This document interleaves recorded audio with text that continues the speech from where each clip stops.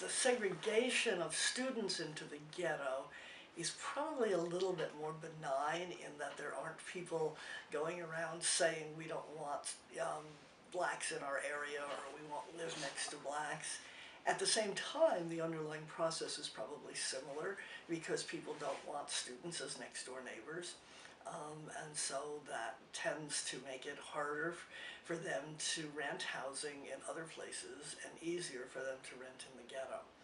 But it's not as deliberate a practice as what we saw historically with African American residential segregation. White males, I think, are the predominant group in what we call the student ghetto for any number of reasons. One is they have the money to live off campus and to rent these apartments. They have a culture, in part, probably the ones that are there, of partying when they were at home in Long Island or wherever they came from. And they are, happy to be away from their parents and away on their own in college, and so they're looking forward to having a good time. I think it's a different dynamic when you have people who are all the same age, none of whom have much experience drinking.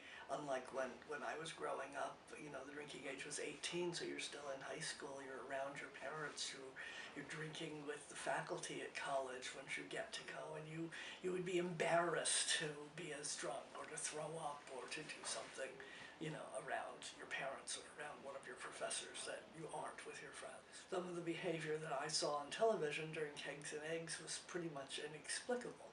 The young woman whose boyfriend was being arrested, who responded by jumping onto the cop's back. That wasn't a good thinking about what's going to happen in the future. So in the next 5 years, will there be a student ghetto? Will there be these parties? My answer is yes. I think there's probably always been student ghettos and students liking to party. That's not going to change. What may change is the location of the ghetto.